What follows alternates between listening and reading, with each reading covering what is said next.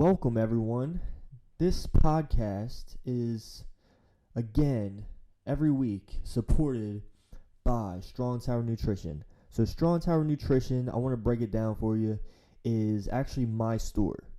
So it's not complicated. It's a retail store. So think about like GNC or Vitamin Shop. I'm tired of those, so I created mine, and we've been on the up and up for about a year, and trying to get more support, trying to get you guys to understand what it is. And because I always get questions like, oh, I seen that supplement before. Well, yeah, because it's that brand. I don't create supplements, I sell them. And you go to stnutrition.com and get either Run Everything Labs or Bomar Nutrition. That's all we have right now, and we're looking to get some new brands in the future. And so this week, Strong Tower Podcast listeners will get 20% off any Bomar Nutrition product. Right now, we only have 3. We have the greens. We have a digestive probiotic, which is it crazy how well it works. It blows my mind. And then also the protein hot chocolate, which actually you can probably the first protein I've ever had hot, because it tastes like actual hot chocolate. You throw some marshmallows in there and you don't even know the difference. It's crazy. So we need your support. We need your feedback. And go ahead and go to stnutrition.com, and you're going to type in STRONG for the 20% off discount. And yeah, guys, we just please ask for the support for Strong Tower Nutrition, and that you support the podcast. And just give me some feedback. Let me know how it goes. If you have any interest in seeing someone, or whatever. All right, thanks. So my guest this week is a high school media arts teacher, a professional photographer, a Appalachian Trail section hiker, and he also happens to be my dad. And I appreciate him coming in, and because I know he's not someone that likes to talk a lot about himself. So it was interesting to hear a lot of things that he had to say on how he got started in like photography and stuff like that, and then also got to hear a lot of his feelings on how he felt like raising me, my brother, and my sister, and how difficult and different that was compared to how he was raised. So that was pretty cool. So here he is. It's my dad, Mr. Aaron Hamrick. Welcome to the Strong Tower Podcast. I want to be in a kayak going down rapids. Right. Possibly could die. Yeah. That looks like fun to me. I mean, people don't care how much you know until they know how much you care. But that's what I love about me and you, is that we're both not trying to do this. Welcome to my podcast, Dad. Oh, thank you, Benjamin. I'm probably the first person that called you Benjamin, aren't I? Probably. No one really calls me. No, she called me Benj. Okay. I think. But yeah, I mean, there's tons of stuff that we can talk about, and I know other people like know you for teaching, right, and stuff. But I've always wanted to know about different things with you with photography. All right. And like for one, where did that interest even come from? Oh, definitely from my dad, granddad. Your Okay. granddad. Yeah. Yeah, he was always taking pictures. I mean, all the slides we have of Australia, we have hundreds of slides. He's actually in the process now of what do you call it? Putting them onto digital, making them digital, transferring them to digital. So I don't know if he's got to the. Yeah, I guess he has got to the Australian ones. Did you see the picture? The one they put on Facebook. Yeah, I like that. Yeah, that was pretty cool. That's kind of like an iconic family picture. So were those in black and white before, or did he change them to? No, they were slides. So he shot. They were slides. Yeah, okay. So he shot slides. I mean, so that's the natural. That's the color that was with it. He didn't. A little more blue. Okay, I thought he doctored it. He actually took some of the blue out. He said so. It's not as blue as it was before. Right. But it's definitely from him. He always took pictures all the time, And I think one of the first cameras I had was a little Kodak Instamatic camera. I don't even know if you would know what that looks like, but I remember I was the kid in my youth group that always take pictures. So we would go to youth activities, we go to camps, especially camps. Nowadays, everybody's got a camera, obviously, because they're phones. But back then, only just a couple people, kids especially, would have cameras. But I was always the one with the camera all the time because my dad always had the camera. Yeah. So 100% my photography came from him. And, sitting around, some of my best experiences as a kid, my memories as a kid was sitting around. Mom would make popcorn, the old-fashioned way. It wasn't through a microwave oven. It was with the oil and all that and pop. And so we'd sit and watch slides, and I just remember the hum of the slide projector, the fan, and just being dark and seeing our pictures big on screen. And the great thing about slides is they're just as good now as they were back then when they were taken. Right. So, like that picture on Facebook, I mean, it looks like somebody could have shot that digitally. It does, yeah. Because it's so sharp. There was a couple dust spots on it I saw. Yeah. I didn't tell Granddad. But it's just because, dust settles on stuff. But yeah, so that's definitely where I got my start. So would you use his cameras, or did you... Well, one of the first, and he always talks about this camera called a Voigtlander. And I think he got it from Uncle Andy. I think Uncle Andy got it from Germany. So I think it came directly from Germany because he was in the army and spent some time in Germany. I think that's the story. I'm sure my dad will correct me if it's not. But I think he got it from Uncle Andy, and it was a rangefinder. So I just explained this to somebody last night. A rangefinder, you're not looking right through the lens. You're actually looking through a little viewfinder. So the lens is going this way. The viewfinder is going this way. So sometimes... it's off center a little bit, so you kind of had to be mindful for that and make sure you put the lens.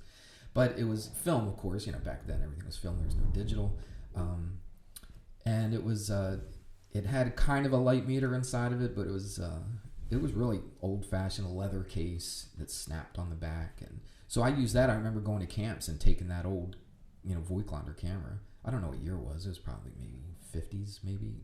Oh, wow. Made in the 50s, 40s maybe. I don't know how old it was. But yeah, so I used that camera. I remember using that little Kodak Instamatic camera. And then when I was probably middle school, probably barely middle school. Yeah, because I was living in Penn Acres then. So I had to be in middle school, probably 7th grade or something like that. I got my own camera. And that was my very first camera that was just mine. And so they got it for me for Christmas. And it was a Yashica. It was a rangefinder as well. It was more up to date, but and the light meter, it just had like lights on it. It had like a green light if it was a good exposure, a red light if it was if it was a bad exposure or whatever. And I didn't know anything about shutter speed and all that. I just knew I had to make sure it was on the green light, so I just moved the dial. So that was my first one, and I had that all the way until I was in college when I got my first DSLR. Oh, yeah. So Granddad had an Olympus OM1. Nobody probably cares about all this stuff. Doesn't matter. But Granddad had an Olympus OM1 he got in 1975. I remember we were living in Robscott, and I remember he showed me this advertisement in a magazine for this camera. He was all excited about it, and I didn't know anything about cameras back then. I was like, oh, looks great, Dad. Looks cool. Whatever. But now I don't use it to take pictures, but I use it as a demonstration camera in my photography classes. Just last week, pulled the lens off, showed him about aperture. I talk about shutter speed with that camera and all that kind of thing. Yeah. So I got an Olympus OM2, which was an upgrade from that in, I don't know, 85, 86, something like that.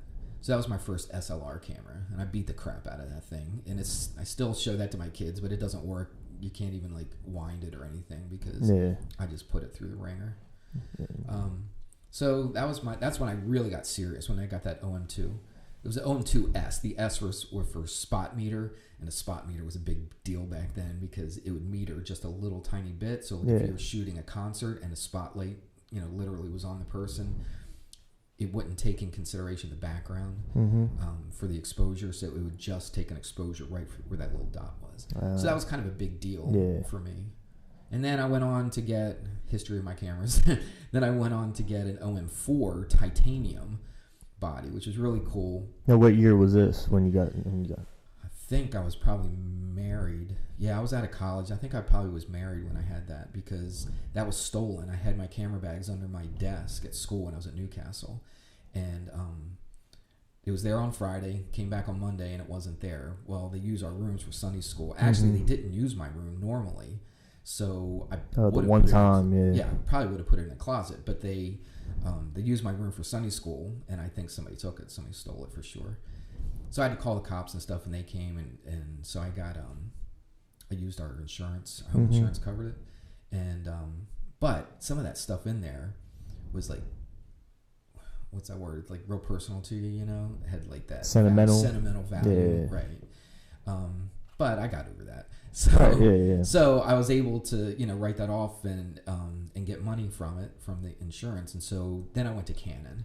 I had a friend at college that he was always into Canon. His pictures always look so good. So I thought, well, I'll go Canon, you know. So so I've been Canon ever since. What was the price range like for the ones that you first started with? Man, like that Voigtlander, I have no idea, or any of those. I don't know. It's hard to tell. It was film cameras, so they weren't near as expensive as what the digitals are today. Oh, okay. Plus, it was 30, 40 years ago. Yeah. I don't know. I should look it up sometime. I don't know what the prices were. I can't even give you a guess. And it's crazy, like now, you don't even have to, like, I just kind of, like, went out of my way to learn shutter speed and aperture, because you don't really have to know that stuff. You don't have to. Yeah, you know what I mean? If you really want to control your images. Right, and if you want to know light, right. And not even just controlling the light, if you want to control the movement in your pictures, you know, to know about shutter speed and what shutter speed's going to stop motion and what's going to blur it, I think it's really important. Oh, yeah. So I teach that when I teach my digital photography class. Is that like one of the first things that you... It's close. I teach composition first because they can do that with their iPhone, you know? But then I definitely teach shutter speed and aperture, and it bores the kids. You could tell. You can just tell it in their faces sometimes. They're like, oh, man, there's, you know. But I keep telling them all the time, it's so important. It's so important to learn. So. Yeah. I think, because it was boring for me, too. But then when I watched like a YouTube video, and the dude was showing differences. The differences, he would like change the aperture and change the shutter speed and different. And I was like, oh, okay. Now I started understanding it more, you know. But if someone's just like, if I'm just reading it, I'm like, what? Oh, yeah. You got to see the difference. And that's what I do. You know, I shoot photos, obviously. And I take photos myself. We'll take the kids in the studio, and I'll show them about depth of field. So I'll shoot at, like, you know, f1.4. And then I incrementally move it up to, like, f22. Yeah. And you can see how the blurriness, you know, changes and all that kind of stuff in the depth of field. And that's where I think they get a little bit more interested. Because I tell them all the time, there's a lot of technical stuff to photography, but... it's not there just to be technical. It's there to help your creativity. And you can be so much more creative if you know all the technical parts of doing the camera. So anyway, I get excited about that stuff. But, you know, most people, you know, some of the kids taking my classes, they're just there because... Just to take it, right? To take a class. Because they get an art credit for it. So they might not want to take art class. So they take my class.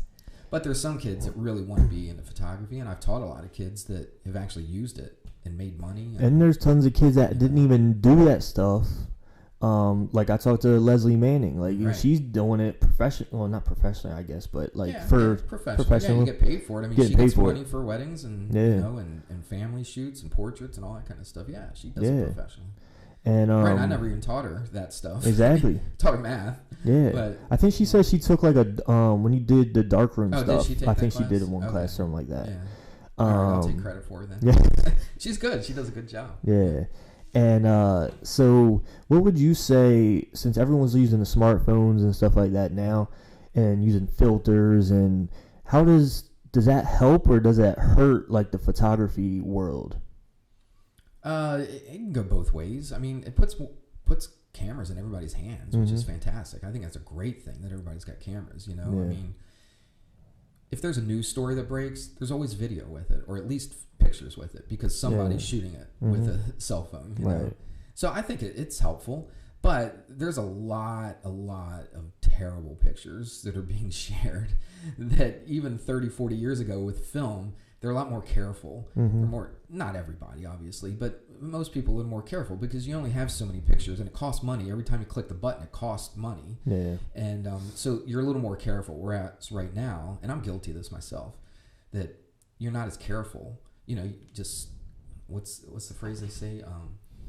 I'll think of it later. But you just like kind of snap it and hope for the best. Spray and pray. Spray and pray. Yeah, because you just hope you get a good picture. And it's easy to do that because it doesn't cost any money. You know, you just delete the bad pictures. Mm-hmm. But sometimes you can get a great picture that way. So, you know, I'm not. You know, I grew up shooting film, teaching film, and all that stuff, developing black and white. And a lot of people that are in my spot, you know, they stay old school and they get real cranky. Like, it wasn't. They don't learn the new stuff. It's never the same. You know, it's better back in my day, but it's not. Digital is so much. I mean, I loved shooting film, especially black and white, because you had so much control in the dark room and stuff like that. I love that. But it's so much more work, you know, and more expensive. I mean, it's crazy. You know, how much the film costs and then the processing costs. Yeah. You know, making the prints, because nobody's going to walk around looking at negatives, you know. Right.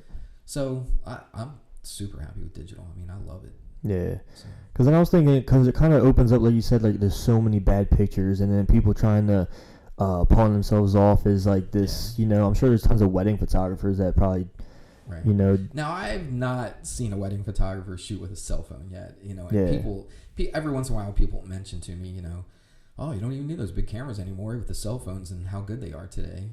And I just like, well, nah, that's not true. Because, you know, I was talking to somebody last night and they said, well, the best phone is the phone that you have, or something like that. Or not phone, but the best camera that you have is the one in your hand, you know? Yeah. That's true to a certain extent, but you're not going to go to a wedding. And shoot with a cell phone because, you know, because especially with reception and stuff like that, I use external flashes, and you can't hook all that stuff up. Oh, the phone flashes. It's probably one of the things I hate the most. Yeah. Oh. Yeah, there's no way. Even if you have like a nice professional flash on your camera, that's even a no-no to professional photographers, if that's your only light source. You know? Right. So, sure, digital's, I mean, the phones are great, but they haven't caught up, and I don't know if photographers will ever use a cell phone as the one camera. No, I doubt it. Wedding, you know. Yeah. Now mirrorless is a different story. Mirrorless is coming, and mirrorless is definitely going to take over. I mean, DSLRs are on their way. For sure. And I'm gonna have to get on board, I guess. But it costs a lot of money, and I don't have a ton of money to spend on that kind of stuff. But so what was your first like entrance into video? So you were big into like taking pictures and stuff, but what made you like get into video? I remember exactly when it was. It was at Uncle Nelson's house. Okay. And he had a video camera. Like one of the big ones, like one we put on your shoulder. Yeah, it was a RCA. It was a RCA camera, right? Stick on your shoulder in the viewfinder. You saw black and white. You saw black and white inside the viewfinder. And I remember he had it, and I just started messing around with it, and I loved it. I was shooting everything that weekend. You know, I don't know if I was using his tapes or what. You know, the big VHS tapes that would go in it, and I just loved it. And I was like, wow, this is like photography, you know? And so I was trying to do a lot of the same compositions that I would do with photography, but doing it with video and different angles and things like that. So that definitely got me into it. And then at church, we ran 2, sometimes 3 cameras for the church service, and they were these big cameras. They weren't like professional TV cameras, but they were the kind you put on your shoulder kind of thing. But they were SVHS cameras, which is supposed to be slightly better than the regular VHS. I don't know how much better they were, but so I shot a lot of stuff with that at church, and I don't know, just took off from there. And then when you were born, I used Granddad's camera at first, but then it wasn't long after that I bought my own. It was a Hitachi camera, and I got it from actually where Heather works. There was some kind of store down that road, whatever that name of that road is. Okay, yeah. So I remember going and buying it, and it had this one thing. It used to be those old cameras, like the one Nelson had. When you would stop and start it, you would get this kind of like rainbow kind of effect. It wasn't like a clear cut, you know. It's really old school.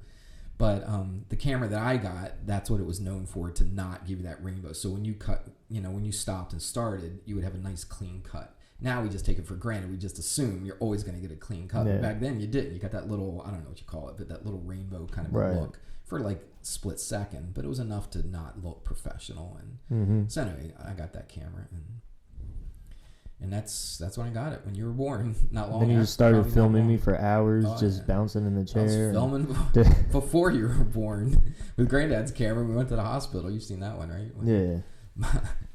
Mom's waiting. Your mom. She's at the door with a suitcase in hand, and I'm filming. Okay, we're getting ready to go to the hospital at. Did it have like a setting on the camera, or did you do this in like in the future? Because it was like a time lapse type thing. Or was it fast forwarded? No, it was fast forwarded. It was just fast forwarded? Like on the way to the hospital. On the way to the hospital, yeah. Yeah, because I ran it the whole time. So I'm driving in the car. I wasn't looking through the viewfinder. You just had it set on I just had it on my shoulder. Tag on. Right? And then I would turn it to your mom. Say, hey, how you feeling? She'd get that camera out of my face. I'd go back to the... But it was, it was my first kid. Actually, I did it with all three of them. Right. Of you guys. And... I just wanted to be able to remember what it was like. And looking back, I don't look at it every day, obviously, but every once in a while, if I look back on it, it's just so cool to see, just driving down the road and seeing things that have changed and things that are the same. And how, you didn't even know how much ahead of the times that you were, doing that. Yeah, I was kind of like a vlogger. Like a vlog right, people I kind of person, was like a vlogger, and nobody was doing that. Yeah, no one right. would have done that. And nobody saw it. I mean, only probably a handful of people in the world have ever seen those videos. Yeah. But I just wanted to record history. I think that's why I like photography so much, is because I got a terrible memory, and I like to be able to remember stuff that happened. Yeah. And to me, the best way to remember things that happen is by looking at the pictures and looking at the video and the sound. The sound is incredibly important, I think, to hear. I came across a tape just the other day, something I made when I first went to college. I don't know if I'm ever going to let anybody listen to it because I was such a I was trying to sound, I don't know what I was doing. I don't know if I really talk like that or what, but I was trying to sound, I don't know, like tough, smart, or streetwise. I was using all this slang, stuff that I would never do today. It was just, I was a freshman in college. It sounded like I was a middle school kid or something. Right. But it's funny. I mean, it's cool to hear myself like that because I would have never remembered that. So I just think history is so important. Family history, knowing where you come from and all that kind of thing. Oh, yeah. And I think pictures and video and audio, have a lot to do with remembering your history and passing it down. And that's why even when you were born, I had pre-recorded on the VCR. I recorded all these different shows that I liked at the time, even news programs. You probably never even seen this video. But I recorded it so that the day that you were born, you could look back on it and see what was on the news, what was on TV, and all that kind of stuff. Yeah, I've never seen that. That's crazy. crazy. David Letterman's on there. It was actually, I think I did it the day after you were born because I meant to do it the night before, and we were in such a rush to get out of there. Yeah. So I think it's April 11th instead of the 10th, but it's one day, So I don't know if you've ever seen. You probably never seen it. I've never seen it. I mean, you probably fast forward most of it, but I mean, to see the news and see what David Letterman looked like because I was watching him all the time back then. So anyway, I think that's kind of cool. No, but I'm very grateful for that because I love looking back and seeing that and seeing those things and seeing like the little videos that we used to do when we were little, and I'm just like, what? Yeah. And that's something that like I want to have for like the future because Heather doesn't have any of that stuff with her growing up too much, and I could probably find like every second of what I lived, just pretty much more growing than up. even the other two. I mean, I have video of the right other two. because I was the first, but the other two, you're in all those as well because because you're around. Yeah, you probably find me more like sitting around, and then Alyssa's like reading her, like even doing our homework, like her camera's in our face. Right. That's why I get so surprised when like Alyssa's like so standoffish because I have a camera around or something. Right. She grew up with it. And I'm like, you had one in your face the whole time. Your whole life. And then and that's why I think I'm into it now. Like, Right. I'm not as good as like at pictures as like you, Granite, or Joff, but I love video. I Right. love doing video and the technology stuff and doing this podcast, like audio, getting into audio Yeah. and stuff like that. And like when we go to Disney, like it's like for like a story I had, I was filming, and a lady was like, "Why don't you put that down and so you can remember this?" Blah blah blah. Right. I'm like, and I turned around. I was like, I'm doing this so I can go home and remember this. Right. Exactly. You know what I mean? No, Yeah. I'm not doing every single minute. You know, but there's times that I want to record because I want to remember it more than just that time. Sure. Like, and I understand that because there's some people that have their phones that are like trying to record every single thing. Right. I'm like, okay, you got to know what to do, like what to record, what not to record, that kind of thing. You know, but I think that's something that I just love about video, and then like even these things, we can go back and listen to even what I sound like, to what Right. we talked about. Be like, remember we talked And about what you that? sound like is so important because it's such a lost art. Not art, but because everybody's got pictures, you know. Yeah. But to hear what you sounded like at certain ages Mhm. is just huge, I think. I think it's really cool. Yeah, because you don't think you sounded any different like when you were in high school.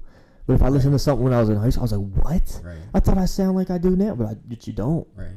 You know, you may talk a different way. Like I probably sound more white now because I'm out of the hood. Right. But That's funny because, you know, I was telling you about in college when I was talking like that, and I probably sounded more like in the hood kind of sound, you know, than I do Yeah. now. I don't know why. Maybe it was just I thought I was being cool, I guess. Yeah, I don't know. I mean, I'm no cool guy now, but I was really pretty nerdy back then too. So. no, I mean, even Heather tells me like I think it was just because of who I grew up around. Like we didn't Right. live in a bad area, or you still live there, but I think it was just the kids that like came down, you know, Right. and always From the came to apartments and from the yeah. apartments and all those things. Right. And I think I just started just picking that up because I think Sure. that's what people mistake for me sounding like I'm from Texas. Like it's more like that like a black person sounds, you know what I mean? Right. And I think a lot of times that just comes out Right. of me, especially when I get mad. It really comes out. But what I remember is my mom telling me when we lived in Australia, we lived there for 2 years, and as you well know, yeah, and I was out in the yard. This probably wasn't long after we'd gotten there. I was out in the yard, and my mom just heard Australian accents, all the kids playing and stuff, and she just heard Australian kids. And this is what I remember from my mom telling me. And she went out there. She didn't know that I was out there because she didn't hear my voice or my accent, right? And I was just playing and talking just like they were. And then when I would come in the house, I would switch to an American accent. But I had no idea what I was doing. Yeah. But you adapt, you know, you adapt to where you are. So there's a lot of people that, you know, they live up here and they got a real northern accent, and then they go down south, they live like Uncle Jake, you know. He didn't sound that southern, I'm sure, when he lived in Delaware, but when he went down there, man, he sounded like he was from Georgia. sound like Will, yeah. Yeah, exactly. So, you know, you adapt, you know, because you want to fit in. Everybody wants to fit in. There's nothing wrong with that, you know, I don't think at all. No. But when you get older, you don't adapt, especially your voice. Right, because you already have had it like for Mrs. so long. Blackman, you know, she's been in Delaware way longer than she lived in North Carolina. Okay. But she has definitely not lost that North Carolina accent, Right. you know. And so I think when you get to a certain point, you kind of keep your accent, you don't change it. And I think when I came back to the States, I went right back into an American accent. I think that's what I understand anyway. Yeah. Because when you're speaking, you don't realize it. Right. Because I had no idea. I was speaking in an Australian accent compared to an American accent. I had no idea. Yeah. But right now, I couldn't even fake an Australian accent no more than anybody else. Any Yeah. other American could fake one, you know. I did catch myself, because sometimes, I don't know why I do it, but like sometimes if I'm talking to someone, I'll say a word or something like they say it. Right. You know what I mean? And I was like, wait, why? I don't talk like that. Why would I say that? Right. You know, but when we were talking to the Australian girl in Disney, and cause we had a pretty good, solid, long conversation with her, you know, and I said something, like she did, and I was like, wait, to myself, I was like, why did I say it like that? But speaking of Australia, I've always wondered, like, do you miss playing Australian football? Oh yeah, absolutely. Well, I miss being that young to play anything. To tell you the truth, but yeah, I tell you, I told somebody the other day, I think Australian football was my favorite sport of any to play. Yeah. I mean, I played, I didn't play sports all that well, but I played all kinds of different sports. Basketball and soccer. Played football. For a while. Played roller hockey, out on the street and all that kind of thing. But out of all my sports, Australian football was always my favorite. It's just something about the kicking. I think because when I lived in Australia, that's all we did. Instead of going out in the yard or the street and throwing a ball with your dad, you would kick the ball with your dad. Yeah. Or your friends. And so we always kicked. And I was pretty good at it for some reason. I never had any kind of arm at all. I got a rag arm, but kicking I could kick pretty far. Then when I came to the States, and then I started playing Australian football when I was an adult, people saw how far I could kick, you kind of kept that with me all those years. And, I was good at it. And whatever you're good at, Yeah, you it's kind of like. Right, yeah. So I was pretty decent at it. And, but it was fun. I love the physicalness of it, I like getting hit, Yeah. I couldn't hit people very hard, but I could take a hit. Mm-hmm. Even when I was a little kid playing football back, behind our house, we had this parkland, and we'd play tackle all the time, and I could always take a hit. I just couldn't dish it out because they were always bigger than I was. But I was always kind of proud of that I could get hit and get back up and play again, and that's what I loved about it. And it's just free and open field, and I don't know. And plus, it probably just the memories of being in Australia and playing in Australia, I think probably had a lot to do with me enjoying playing Australian rules. Like, even though you were very little, did any of it, like, come back to you? Yeah, in fact... Because you were dribbling the ball pretty I went to the first practice. So, the Australian rules thing started, I watched on Fox Sports World, which I don't think it exists now, it was on cable. They started showing Australian rules football, like, once or twice a week. And usually like 11 o'clock at night. So I'd tape it on the VCR and watch it and that kind of thing. And then one day they came up, I hadn't seen this before. They said, if you want to play Australian rules football in America, go to this website. So I went to the website and saw they had a team in Philadelphia. And I thought, well, I'll go and just watch a game. So I emailed the coach and I told him, I lived in Australia for 2 years and I played a little bit when I was a kid, not thinking at all that I would actually be playing for this team. Yeah. And, so he's like, hey, we got they call it training. They don't call it practice. Mm-hmm. We got a training night on Wednesday. I think I'm emailing him on a Monday. So here's my time lapse here. So on Monday, I wrote him and he said, come out to Wednesday practice or Wednesday training. So I did. And even got on TV. Fox or Comcast had a TV. IBP or whatever it was IBP, called. right. Yeah. So they had this... thing on there, and I actually got on TV my very first practice of that, and it's right in Philadelphia. It's right in the schoolyard, like field, and people are walking by, breaking bottles, and the sirens are going off, and just all kinds of stuff. But it was cool because one over here, like there were dudes playing rugby. There was a basketball court. Some other kids were, I don't know, probably doing drugs. Who knows what was going on? But there was all kinds of stuff going on. I thought, this is cool. I love this because I love Philadelphia and I love being out there, and I felt like I was really in Philadelphia. And then I started dribbling the ball because I hadn't met anybody yet, and I grabbed a ball sitting there and I started dribbling it, and the coach came up to me. He says, are you Aaron? Because I was new, and I was like, yeah. He says, oh, I could tell you've played before because I'm dribbling it, and Australian football is oblong. Yeah. It's not that easy. If you give an Australian football to any American and you tell them to dribble, usually it bounces and it goes the other way. It bounces away from you. But I was running and dribbling with it, so he knew that I had played before. So that definitely, and even the style of kicking the ball, like a lot of punters in the NFL kick this way where they put the point down now. Even the American guys tend to do that. They always call it rugby style. I hate that.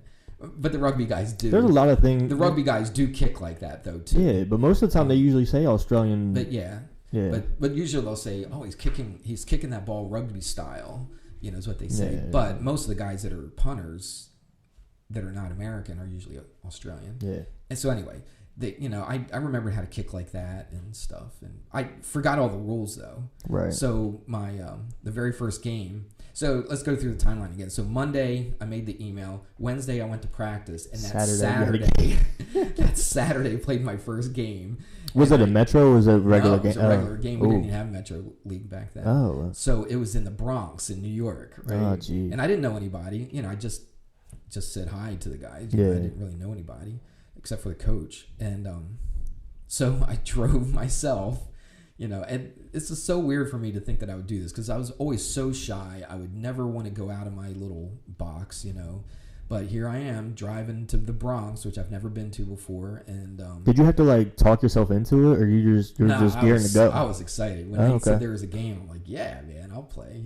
Yeah. And I didn't think I was going to play. So I got up there and I'm looking around. It was at some park. I forget the name of the park, but there was all kinds of stuff. There was guys playing cricket. There was guys playing rugby. There was all kinds of American football, like flag football going on. There were all kinds of stuff going on. And so I finally found the Australian guys. And I said, are you guys with Philadelphia? And you're like, yeah. I'm like, okay. He says, oh, you were at practice the other night. You were training. I'm like, yeah. So anyway, I found my guys and we went and we played. I brought my video camera, right? Because I was like, I want to record this because I thought there's no way they're going to play me. I went to one practice. Yeah. And so it's probably halfway through the first quarter. He's like, Aaron, come on in, right? I'm like, what? So I gave the camera to some girl that was sitting there. I was like, hey, can you try to film me? Just push this button, And so I'm like, okay, coach, where do I go? He says, go out the left back pocket. I'm like, okay. So I saw the guy coming in, right? And I'm running out. I have no idea where left back pocket is. Yeah. I don't know what I'm supposed to do. Yeah. I figured I was defense because back. Right. So I asked the guy that was playing next to me on our team, and who I became actually pretty decent friends with, throughout that time playing. I was like, I'm playing left back pocket. What am I supposed to do? He says, see that guy? Don't let him get the ball. I'm like, okay, I can do that, right? So I figured I was playing defense. Right. And, so I think I played the whole rest of the game. I don't think I came out in the rest of that game. I don't think. But it was awesome, man. It was in the middle of the summer. It was probably July. And it was hot. The ground was like concrete. It felt like concrete. And I just got beat up. My legs were all scraped up, my elbows by getting tackled on the ground. And I made a couple marks, which is a catch. Yep. You catch a ball in the air, it's a mark. So I made a couple marks, had a few kicks. I was playing defense, so I didn't come close to a goal. But I was hooked, man. After that, I was like, this is definitely for me. We went out to a pub afterwards, and I'm not a pub guy, right. As you know. But I just wanted to be part of the team, so I order a Coke, But it was cool. I got to meet. That was the best part because that's where you really got to meet everybody, and everybody was really friendly to me. Hey, you got to come back out and all that kind of stuff. And that was it. So I played 3 years. That was in 2001 when I played. So that was a long time ago. So I was 36. I was 36. But I was still one of the older guys on the team. There was a couple guys older, but not many. And so I was like one of the old men on the team, and I was 36 now. I didn't know it was that far. I didn't know I played that far away from when you played. Yeah. Do you remember what year you played? 08, 09. I know it was 18 or 19. Because I was still in high school, right? I think you were. Yeah. I think you were. Yeah, I'm pretty sure. Yeah, because I remember when I got my concussion, I wanted to go to a party that night. Oh, okay. Mom was like, no, what? You just got a concussion. Oh, yeah, I remember that. That was something. Yeah. But, I mean, seeing, I think, how much you liked it made me want to play that. Right. And, the tackling and all that kind of stuff. And plus, I always like doing something different than the people. You know what I mean? I think that's part of it for me too, just the fact. Yeah, it's something different. Like it's not American football, and people you're asking questions, and you're just like, what? Right. And then I tried to do MMA that time too, and I just wanted to be different. Yeah. And the only thing I wish I could play that to my full potential. Right. I don't think I got to. Yeah. I think I was always so scared. Right. Even though, the whole time I was just nervous, and I couldn't do what I wanted to do. I would know I was faster than everyone. Right. But when since I couldn't dribble, I had to touch the ball to the ground. It slows you down. Oh my gosh. And that's why the rule's in there. Yeah. To let the other guys catch up to you, make it more it interesting. sucks. But But then after the concussion, I just wasn't playing. No, that was It just wasn't the same. We got that on film or on still Yeah, photos. the actual still photos and video. Yeah, the actual the actual Because I think tackle. Granddad was shooting video, right? Yeah. And then I took a picture, and I think I got like the guy picking you up in the air, and then Granddad's got slamming you down on your head. And a penalty got called on me because I didn't pass it out. I holding the ball because I threw it. Yeah. Oh, you threw it. Yeah, Oh, okay. I didn't hand pass it. Right. And I was like, serves "Dang, right." on, I know, man. I remember the rules." But yeah, I just remember it hurting really bad. But I was like, I just got right back up. Yeah. And then after that, don't remember a thing. Yeah, because yeah. Well, I remember Granddad came to me. He said, "You got to go speak to your son. I think there's something wrong." So I went over there, and you're saying all this gibberish stuff. I can't even remember exactly what you're saying, but I was like, that doesn't make sense. So I have a friend, Ryan, who played with me when I played. He was still on the team. Yeah. He's not a doctor, but he was in. He was a nurse or He something. was in like wasn't sports medicine in college. I don't know exactly. I thought he was like a nurse or something, like a male nurse. I don't think he was a nurse, but he. But anyway, I asked him. I said, "Go talk to my son. See what he's." And he's like, "Aaron." He says he's got a concussion for sure. He doesn't know where he is. He says you better take him to the hospital. So we left the game before it was over and drove you to Delaware. And that's where I woke up in the car. Oh, really? That's where I came to in the car because I remember. Yeah, I had no idea. But you were awake. You were walking and talking and stuff. So it's not like you were like knocked out cold. Yeah, that's why I was crazy. Like, it's crazy. My body was like on autopilot or something. Right. I was like, it's so weird. Yeah. Yeah, I've never had a concussion, so I have no idea what it, it felt like. And I remember too, like, because I think I just talked to you about this. Like, we went somewhere before the hospital. I think. I don't recall. We went somewhere. I don't know. We went somewhere and we were sitting in the waiting room, and like Australian football, we got the shorts on. Right. And I got my spandex. I'm muddy, and I'm probably bleeding on my knees or whatever. Right. And I'm sitting there like, Yeah. And I just remember people staring at me, and I just didn't care. Right. Like, I just wanted to go to sleep. Yeah. That's all I remember. Well, that's what I remember Ryan saying, "Don't let him fall asleep." Yeah, and that's what I woke up to was you telling me that. Right, we were trying to keep you awake so that you wouldn't fall asleep. But yeah, but I didn't throw up or anything like you usually. Yeah. Yeah, so that was exciting. But now you got your new thing like in hiking. Is that as exciting as like a sport? It's not as exciting, but it's something that I can do for a lot more years than playing Australian football. Yeah, and it's it's something different, and it's something that you have to yourself. And then, experience. Yeah, I was talking to my friend Luke last night about hiking, and I tried it because I think I really bore people with my hiking stories. But for me, it's exciting for me, so I like to talk about it. But I don't remember like a particular time where I was like, hey, I'm going to be a hiker, Yeah. But I think Luke, can't believe I forget his last name. He was at Red Lion. He was a student of mine. I know who you're talking about. I forget his last name too. Oh, I can't believe I forget his last name. Anyway, he talked about hiking the Appalachian Trail, and it's like it was a spur of the moment thing. Because his brothers and sisters were real like earthy type people, and they wanted to be in nature and all that kind of stuff. And so he said, "Oh yeah, well, I walked like a week on the Appalachian Trail." I'm like, "What? So you didn't train for it or any, He says, "No, I just went out there. Of course, when you're in high school, you can do that kind of thing. Yep. Right?" So, and actually, his brother actually died on the trail. His older brother. Just recently? Well, no, back then. It's okay. been several years. It's been a bunch of years, actually. I can't believe I forget his last name. It's Taryn. I know, and his sister's named Erin. Yeah. And she was a soccer player. Yeah, I know who you're talking about. I just can't remember her last name.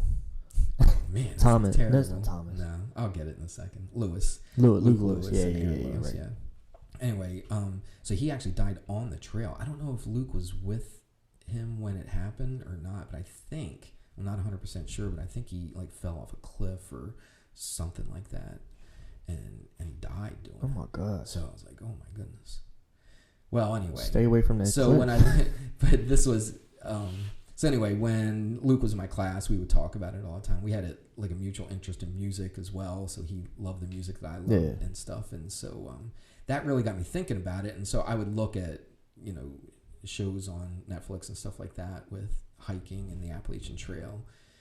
And I was like, wow, this is really cool. But then years later, years went by before I actually started doing it. And I don't know what really made me do it. I just started watching more of those videos. And then I was like, well, I could do that. That'd be pretty cool. So I'd hike around Lum's Pond, and I thought I did the whole way around Lum's Pond. You were with me on that trip. I think the very first time I went all the way around. 7 miles maybe it was or my something? second time. I think I had done it once, and then you guys did it with me. Yeah. I don't know. I've done that a couple times with you. Yeah. It's like 7 miles around. And I thought, 7 miles. That was a big deal. 7 miles, But now it's lunchtime at 7 miles, on the AT. But I don't know. I just always like being out in the woods and stuff like that. And I figure walking, that's better than running and getting hit by people trying to kill you and stuff, on the Australian football field. And plus the dog. I love walking with my dog because when I was in college, this guy came, Peter Jenkins, and he wrote this book, Walk Across America. And he literally did. So I read that book. I was so into it. He had a slide presentation with all this cool music. He had James Taylor playing and things like that. Walking Man, and it just I was like, this is so cool. And he walked with his dog. He had a husky, I think, and it was just so cool the stories he would tell. Now he wasn't walking the Appalachian Trail. He was just walking, and what he would do, he would walk when he ran out of money. He'd settle in a little town, try to get some kind of job somewhere, and earn enough money. And a lot of times people would ask him to stay with them, so he would live in their homes and that kind of thing. Oh, wow. And then he'd go to the next town, until he runs out of money. And he had all kinds of stories. And I read that book, and I was like, oh, this is so cool. So that was always in the back of my mind too, walking with my dog, and it just seemed so romantic. It seemed like so cool. Yeah, it's like freeing. It is. You know what I mean? And you do it. Yeah. Oh, I know. Just at the little park, it's Right. it's just something different.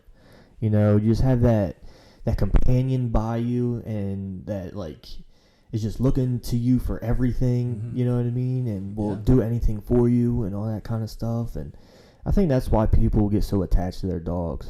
Oh yeah. Because if my dog gives their dog growls at her or something, they get all irritated at me and stuff. I'm like, well, she don't like your dog. What do you want me to do? Right.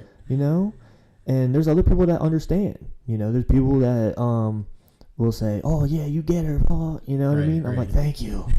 So I don't understand. And that's what I haven't gone to the park in forever, or done anything with my dog, because just other people. Right. And I think she kind of feeds off me. She don't like other dogs. I don't like people. So it's kind of it works out pretty well. It doesn't work out, but so my first trip to Maryland on the AT, mm-hmm. I took her, and she only lasted 2 days. Yeah. But it was my fault. I still feel terrible about that. But I didn't realize it was so rocky. Yeah. Even when I watch videos now of people walking Maryland, because I'm like, oh, I was there, it's cool. They never show this one section where it's crazy rocky. And I think that's really where she kind of tore up, the bottom of her feet. Yeah.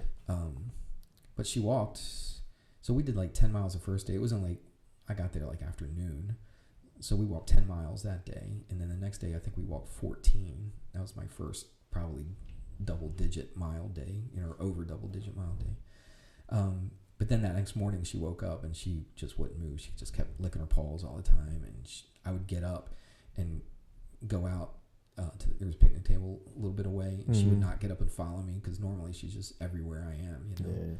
So anyway, but it was fun for a while, but no more. I'm not going to ever take her on a long hike. She's not built for that. She's too heavy. You got to have these little thin dogs. I think if I ever got a dog to walk the AT with me, maybe one of those black and white dogs. What are they? What are they called? Like a shepherd? No. What are they? God, I can't remember. They're real rowdy, and they're the kinds that do tricks all the time. Yeah. Oh, I forget. Anyway, I don't know. It doesn't matter. But they also have to be I think she's been inside. She's like a house dog. You know what I mean? But I've done so many hikes with her, day hikes with her. Yeah. And she loves being outside. Definitely. She just, how she is when she gets near the water and that kind of thing. And that's what I love. I just love watching her have fun, Oh, yeah. But it's also a lot of extra work, on a multi-day hike with a dog, because for water, Sometimes I was lucky to have enough water for me, but I had to provide water for her as well. So I really had to be careful about, I had to carry extra water. So I didn't have her carry the water. I had her carry her own food. Anyway, that's the hiking thing. I don't want to get too detailed because people get bored by it. So, hey, talk about what you want to talk about. It doesn't matter what, people get bored at what they're not privy to, like what they're not like kind of into. You know what I mean? Yeah. Because sometimes I'll be talking about this, and people have no clue what a podcast even is most of the time, and if people even give me like an ounce of interest in my hiking, I go overboard though. I just go, it doesn't matter. I go too much, people will tell you when it's too much. Yeah, well, they'll tell me by their expressions and their eye rolls and stuff like that. But you know what I get is I have people ask me questions, but then they don't listen to my answer. Ooh, I can't look away. I can't even. And they're talking to someone else, or they're telling their kid something. I'm just like, why'd you even ask me that? Why? Yeah, like you're making me talk when I don't want to. So, but that's always been a thing with me is like, and this has gotten me out of my comfort zone, with talking, because usually someone said something to me one time when I was in high school where I don't know what we were doing. But we were brought into the gym, and we were brought into these groups, and it was kids that I wasn't hanging out with. I didn't really know that well, and one of the people was Emily Stave, and I remember now I know who it is because I remember she said it, and it sticks in my mind all the time that she was like, "You only talk when you have something to say, and when you say something, people listen." Right. I'm like, that's cool. I didn't know that. That is. But then when someone asks me a question, they don't listen. I'm like, wait, is she really like? Is she lying? Like, wait a minute, I got something to say. Yeah, yeah. But I mean, that's what I think about a lot, and I think that was one of the coolest things that was ever like said about me. Right. And the fact that I can remember that is right. That's good. Really cool. That's insightful on her part too. Oh yeah. Because it's absolutely. That's true. Someone that I don't even like talk to like that. There's a phrase out there, and I can't remember what it is. I'm not even going to try, but it talks about that, like, people not saying much, but when they do, it's important. It's even in the Bible. It's even in Proverbs. It talks about that. Yeah. So I think that's that's definitely a good thing, because there's plenty of people, myself included, just babble on and on. Yeah. And people just put up a wall sometimes. Because someone could talk so much but say nothing. Oh, absolutely. You know what I mean? Right. I know tons of people like that. Yeah. But so with all this stuff that you do now, what is do you have a motivation, like that keeps you going? Yeah, I don't want to get old. That's I don't. That's easy. My mom and dad, are like that. I mean, they're, my dad's over 80. My mom's getting close to being 80, and they hard workers. Yeah. They're not just sitting around doing nothing. Well, my mom is now because she's got knee surgery. And it's killing her. It's killing her, because she wants to get out and do stuff all the time. She wants to help people. She wants to be involved in things, especially with church. Grandma and granddad are really involved in church, and but they're there because they want to help people. They want to do things, and that's a direct effect from my mom and dad, that I just don't want to just be a couch potato. And I'd like being a couch potato from time to time. I mean, it's nice. You calm down a little bit, but I like to be doing stuff, man. I don't want to die. I don't want to be 90 years old and look back on my life and say I didn't do anything. I want to look back and I want to talk about my Australian rules football. I want to talk about kayaking, whitewater kayaking. I want to talk about my hiking and all the things. I want to talk about my photography, and all the things that I've done. I want to leave a legacy. And I don't know, that's just something that's always been important to me, is to look back on my life and say, yeah, I lived, there's a million things that I would like to, there's a million things that I would like to do, but, obviously I can't do everything, but I want to look back on my life and say, I made a difference. And that's why I like being a teacher, I want to look back. I want to make a difference in kids' lives. I don't want to just teach them photography. I don't want to just teach them math. I want to teach them how to live. Like Michelle Osborne and her whole group, you know, they'd always say, "Oh, Mr. Hamrick's always teaching life lessons, and it's another life lesson in Mr. Hamrick's class." Yeah, they'd always say that, and I think sometimes kids kind of said it a little bit mockingly, maybe a little bit. Of course, but I don't mind that because that's what I want to do. I want to leave more than just teaching them how to do math. I want them to think about their life, and sometimes a lot of the stuff I said just falls on deaf ears, and because I see how they do their life, but at least I planted the seed, and it's there. It gave them something to think about, and I just don't want my life to be a waste. Right. And I think that's my motivation. I never really thought about it before until you just asked me. But I think that's definitely my motivation. And I think you already have left a legacy because when you say your name, people have so many things that pop in their head or they have a memory of you, especially being a teacher. And trust me, I'm one of the probably the number one person that got most of those life lessons yelled at me all the time, which I think of now and I'm like, he was right, and he told me he was going to be right. You know what I mean? And I'm looking back as I'm older. Get older, you get older, remember it, right? And that's exactly what happened. And now you're older, and you look back, and because I like to look back at a lot of my life, and to what got me to a certain place, and if I didn't get held back in 8th grade, I would never be here or at this place, and stuff like that. And I think about those moments all the times. I know when I was in high school, we used to butt heads all the time. We did? Yeah, we did. I know. And and it was just those things where I had my mind set on something, but then you were trying to teach me the right way, and I wasn't seeing it that way. Until you get older, then you see things a little different. I don't even have kids yet, so wait till that happens, then I start seeing it, But that made me think what did you? So how did I put it? How would you say your childhood, your childhood versus the way you've raised us? How different? Did you want to raise us different than the way you were raised? I wish I would have raised you more like I was raised. Okay. To tell you the truth. Yeah, so more, I don't know if that would have worked or not. Yeah, right. It might have not. Because I give all the credit in the world to my mom and dad. Yeah. I couldn't have asked for a better childhood. I really couldn't have. Yeah. I think they treated me well. I saw a lot of my friends, grew up in church, obviously, all the time. And church is very important. Not just church, but God is very important to me. Right. But they didn't beat it over my head, Mm-hmm.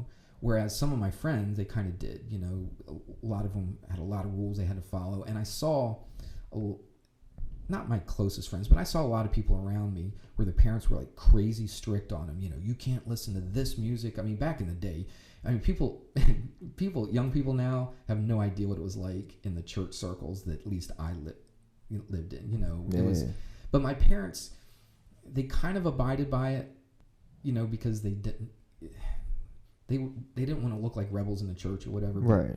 We had a pastor, and he's a great guy, super guy, but he came in and he put down the rule no women can wear pants, and boys' hair has got to be a certain length, and and all this stuff, and it went on and on with all these tiny little rules. But you can't go to movies. I remember him coming in. We can't go to movies. So I used to go to the movies with my mom and dad, and grew up in that kind of stuff. But then it quit. So for a long period of my life, I wasn't allowed to go to movies, and all that kind of stuff. Yeah. And it didn't.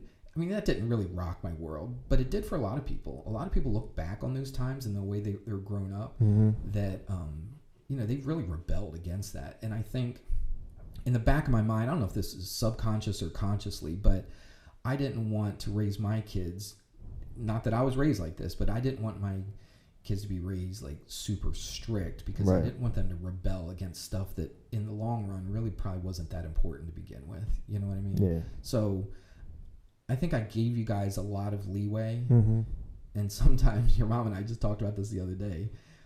Sometimes I wish we might have been held a little tighter rein on you guys, but on the other hand, you're different than I am. We're not the same people. You're our kids, but we're all completely different. Yeah. And for some reason, and it's not because of me, it's not because I was a good person or anything, but I was always a rule follower. I enjoyed rules. It made me feel comfortable. You know, it gave me boundaries, and I knew if I stepped out of the boundary, I would have a consequence. So I was happy to be inside my fence. Right. You know, and I was fine with that. And with my parents, not all the time, but in general, if my parents told me I shouldn't be doing this because this is going to happen to me, I would listen to them, and I would say, "Oh, we were opposite." You know, well, that's what I'm saying. When you were talking before, I was about to say something, but so I don't know. I was just built that way. I don't know why, and I think my sister was. I think Annette was kind of like that as well. I wouldn't by any stretch call her rebellious, but I think she might have had a little bit of extra, you know, rebellion attitude, but not much. I mean, she was not rebellious at all. She was a good kid, and so I was fine staying inside the boundaries, but all three of you guys are not, you know, and that's fine. It took me some time to deal with that, to come to terms with that kind of thing. But I think I learned, again, I'm not trying to puff myself up at all, okay? But I think for some reason I learned from other people's mistakes. I saw what other people did, and I saw the consequence that they had to pay for that. And I was like, I don't want to go through that. Yeah. You know, so I'm not going to go in that direction. But all three of you guys, I think you have to experience it. Right. You have to test the waters. Or maybe we really, the boundaries. Yeah, or maybe we just really didn't see other people's mistakes. Maybe. You know, that's what I was thinking too. And you might see, like, I would see a situation and say, well, let's say drinking, okay? So I would, you know, I'd see somebody drinking and acting the fool, passed out, you know, on the ground, or like I had a friend, he wasn't a close friend, but he was in your mom's class, Daryl. He got killed by a drunk driver, you know, and that had a big effect on me. My mom, even to this day, she's affected because her younger sister got killed in a car accident from a drunk driver. Her mom got hurt, her other sister got hurt in it, and it affected their lives. And she's almost 80 now, pushing 80, and it still affects her to this day. So I saw the effects of drinking, and I thought, well, if I don't want to become an alcoholic, if I don't want to be a drunk driver, then I won't drink. You know? But some people can, you know, some people can do it, and they can do it responsibly. Right. You know, it's the PC way to say it, but you know, they can do it responsibly, and that's okay. But the way I look at it, I'm just not going to go to that edge. And that's one of my life lessons to my classes for years and years, you know. Here's the edge, you know. If bad things happen on the other side of this cliff, I want to stay as far away from that cliff as I can possibly get. Right. But a lot of people like to get to the cliff and look over and say, hey, what happens? You know, that kind of thing. So I don't know. Again, it was just something just built into me. I don't ever remember my parents talking to me about, you know, drinking and all that kind of stuff. I don't know. I just saw their lifestyle, and I thought they're living a pretty good life. They got tons of friends. They're, you know, people like them, you know, and I'm like, I want to be like them, you know, that kind of thing. But some people have to push the boundaries, and I'm not saying that in a negative way. Right. They just got to experience. This is how you learn. They got to experience it for themselves, you know, and for me, it kind of took a while to come to terms with that, you know, with my own kids, because I was like, you know, we didn't raise them like that. You know, we told them, you know, there's many, many times in the car, you know, we'd always have our little life lessons on the way back and forth to school. You know, me talking to you guys, you know, you see this person, you know, you see what happens to them, you know, you don't want to be like them. You don't want to do what they do, you know, but, you know, that's what I tried to teach. And, I don't know. What I was thinking too was like, if I ever have a kid, it'll probably be like you were. Not like I was, you know, when I'm preparing for the way I was, you know what I mean? To actually like understand, okay, they're going to do this. So how do I be there so I know what they're doing? I know where they are doing it. You know what I mean? Just so if something happens, they know who to call and be okay with that. And you know? I think that's you know, we've had some issues with, you know, all three of you, you know, going through issues and, you know, different things. I'm not going to get any details, but your mom and I both, we've talked about this. You know, we just want to be those parents that are there no matter what happens to you guys. You know, we're not ever going to say you're not part of our family. We don't want anything to do with you. We're going to always be there to help you guys. So if you ever get in any trouble, if anything ever happens, you always have a place at our house. You know, you always can count on us to get up in the middle of the night and rescue you, and you know, that kind of thing. I think that's all a parent can do right now, because you guys are all in your 20s now. You're almost 30. So, you just got to understand it, and your mom told me the other day, I'm just giving the kids to God, and letting him control it, because really there's not a whole lot at this point in our life that we could say that's going to influence you guys one way or the other. You just have to, even when you're kids, there didn't seem to be much we could say, but it really is just putting you in God's hands and just trusting him that he's going to protect you guys. And and we do the same thing. Like, if I know me and Joff talk about it a lot. Like, we've learned a lot as we've gotten older, and I know, like, you and Mom probably see that as the way we talk and like what we talk about, and like how I'm very, very strong in my faith, like at this point in my life, and it took me a while to get there. Right. I had to go through things. I had to rebel a lot and go against stuff that you guys were saying and other people, but it got me here, and now I understand a lot more, and I see more clearly, and I have a vision for myself. And I know something you guys prayed about a lot is that I would be passionate about something, and then I found bodybuilding, and then that brought me to so many different parts of this fitness, industry or whatever, and helping people get fit and knowing about fitness. And then now I'm trying out the business route, and the supplements, and so a lot of that stems from, even though you guys thought you weren't doing something, you really were, and it just I remember what you said, to find passion about, because you remember your time. You were kind of rudderless, you didn't really have any direction and that kind of thing. And, I was trying to help you out, but I had no idea. You can't instill, passion, into somebody else. Right. But I remember praying, and I remember praying specifically, like, I have no idea what it is. I don't care what it is, but I just want him to be passionate about something. I want him to find something in his life. And it didn't seem like long after that, you could hear the weights clanking down in the basement, for hours at a time. You come up all sweaty and stuff. I'm like, okay, well, that's not going to last long, because nothing he does really lasts long, But that was one thing that you found. And it's one thing that I've never done in my life. I've probably lifted just a handful of weights in my whole entire life. So you definitely didn't get that from me, but you found a passion, and it's foreign to me, and it's like Jonathan's scooter, I never rode a scooter or anything like that. Yeah. But it's, it's awesome that you guys found a passion to do, and it doesn't have to be mine. And I think a lot of parents are not upset, but maybe disappointed in their kids because they're not doing exactly what their parents' plan was for their life. And I think that's maybe an advice I would give to parents of teenager kids, is not force your view of what their life is supposed to be and just allow it to happen. And it's hard. It's humbling. You guys, all three of you guys, just humbled us, to no end. I'm sure. But it's in a good way, because you get to a certain point where a parent doesn't have any control over their kids, very little control. Right. And some parents have a hard time dealing with that because they're so control oriented. And I am to a certain point too. And it took a lot of things, a lot of events, a lot of things happening where, I just say, God, you're in control. You take care of them. There's nothing I can do. And that's a humbling experience, because I like to fix things. I like, if something's broken, don't just talk about it, whine about it. Do something about it. Get it done. Fix it, Yeah.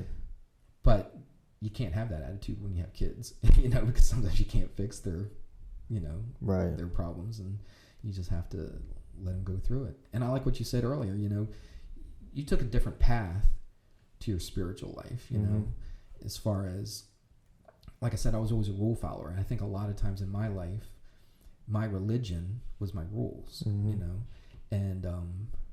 it took me a long time to come to grips with, that's not what my spiritual life should be about. It shouldn't be about not doing this, not doing this, not doing this, it's about a relationship with God. 100%. It's about a relationship. When people tell me, "Oh, are you religious?" I was like, "No, I'm not religious. I mean, I go to church. I teach a Sunday school class. I do all this kind of stuff, but I don't think I'm religious. I hate that phrase, religious. Yeah, me too. For me, anyway. Some people are because they go through routine. And right. I don't want to go through the routine. I want to have a personal relationship with Jesus, and that's what I strive for. I'm not there yet at all. I never will be probably, but that's what I try to strive for. And I think you had asked me before about, I don't know if you said what would I do different or whatever, but I think I would have been more open with you guys because I'm kind of closed to myself on that kind of stuff. I wish that I probably would have been more open with all three of you guys. I was thinking the other day, I wish we would have had like nightly devotions with each other and stuff. But when you're in high school, starting in high school, it's not you guys cool. you guys would have like, there's no way we're doing this, But if I would have started when you were younger, to make it something that was normal, that was routine, that was, wasn't like weird, I think that's the biggest thing that I wish I would have done. It, doesn't have to be like a sermon, right? I'm not saying that, but maybe just time where you could sit around and just talk about things, and that's one thing. And just make it real life. Yeah. A lot of these devotions and stuff, you can't really, like, I didn't feel any connection to it. Yeah. You know what I mean? But yeah, when I was younger, I wasn't comfortable. Yeah, I went to church, I went to Christian school, I just did, it was going through the motions. Right. But I wasn't comfortable with it. Like, people raising their hands when they're singing and stuff, I wasn't feeling that. Yeah. Like, and of course, when you go to camp, you're in there, you're in it for a week. So, like, you get really big into it, and I'll come back home and be into it for the weekend and then be like, no, I'm done with that. Yeah. But then... I went through that myself, too. Oh, yeah. And I'm sure all the time. Yeah. And I'm sure everyone went to camps and stuff was probably going through that, but... But it plants a seed, though. I mean, it plants something in your heart and in your mind where maybe it doesn't take until, like, years later. You look back on that and you're like, I remember that, and I remember how I felt or what God was saying to me back then. Yeah. I can still use it today, So I don't think it's all in vain, Right. And I didn't go to Christian school my whole life. I just went 11th to 12th grade. Yeah. And back then, went to public schools, and back then the big deal was, especially like in middle school and high school, they'd always talk, hey, when you go to classes, put your carry your Bible with you. And not just carry it with you, but put it on. We didn't have book bags back then. We would carry anything under our arms, right? They say put it at the top. Put it at the top so people could see it. When you get to a study hall, open it up and read it. And that's what we did. That's what the youth group did for me, was to challenge me to be a witness in high school. Yeah. Because that was our mission field, basically. Again, we didn't beat people over the head, but I remember plenty of times where I'd open it up in a study hall or at lunch or something like that, and somebody, hey, what are you reading? Because reading a book, whoever would do that. And they're like, oh yeah, it's the Bible. I'm like, Bible? Who reads the Bible? I thought that's just for Sunday. And then it sparked conversations. And so that was, and I get real nervous doing that too, because it was awkward, and you got kind of scared, doing that kind of thing. But I think that strengthened me, because I had friends that grew up in Christian schools, and we went to church together and stuff, and I could see that it didn't seem like they were as strong in their faith, like to witness to other people, because everybody they knew were hearing the same things about Christianity all the time. Yeah. But I was in a position in public school, and this is weird coming from a Christian school teacher, because I should be promoting Christian schools, which I do, but I think it's very, very important for kids that are Christians that are going to public school to make a strong stand, and that really strengthened, I think, my faith is it's just being in a spot where there's not a lot of Christians around, and sometimes you're the only one, and and you just were more comfortable. I don't know if it's because of that, but you were more comfortable with it at a younger age. Yeah, I think you know what I mean? Whereas it took me till like 2 years ago. Right. Like, because you're not around it all the time. Because you get thrown into the real world and start talking to real people that have that are looking to you for advice because they have drug problems and they want to lose weight or something, and all those kinds of things. I'm like, what? I'm like, I'm not a therapist, man. Right. I'm just your trainer. But when it was after after high school, I got a job for Del Dot, and I put up signs. Rode around in the orange trucks and stuff. And if signs get knocked down, we pick them up. And so it was not, a Christian environment by any stretch. Right. I mean, there were some, I'd been around non-Christian, people, and I was fine with them. I had good friends, and I had no problem with them. But these guys were tough. They're much older than I was, and they lived a worldly life, and so I kind of got close to them and stuff. But I would carry a tiny New Testament in my back pocket, and then once in a while we'd take a break or something, and I'd read it. And then one year they called me like preacher man all the time. I never preached to them. Right. I never just had it with you. I just had it with me. But it's so funny though that when they had times of crisis in their life, I was a kid. I was just out of high school, and they would come to me, right? Because they saw something. They saw us serious about something, and I think people see something, in people of faith, and you can still have fun with them and all that kind of thing. But I think they see a seriousness. I think people know that God is the way. I think in the back of their mind or in their heart, they know it, right? And then when it comes down to it, when it comes to having real issues and problems, that's who they go to. Of course, because in times of tragedy, look who everyone goes to. Oh, pray for me, prayers and condolences. Right. After 9/11, everyone, people, what do they say? Like, the best day was 9/12 or something like that, because there was a difference. You could feel it. Yeah, you absolutely could feel it. Yeah, you and go then just out recently to when the store, Kobe died, it was the same thing. Yeah. Everyone's like coming together, right? And looking towards God and all this kind of stuff. And even with me, people, can you pray for so and so? I'm like, why can't, like, you can too, right? Just because I'm doing it, it's not gonna make it any different. Sure. You know what I mean? But they just think like, if I do it, it's gonna help more, right? Or something, But I guess we'll just wrap it up right there. It was good. All right. It was good. How long? I appreciate hour 14. Wow. It was good. That was quick. I know, it goes fast. Well, you're a good interviewer. Oh, thank you. I try. But thanks for coming on. All right, Benjamin. All right, Dad. All right. See you, everyone.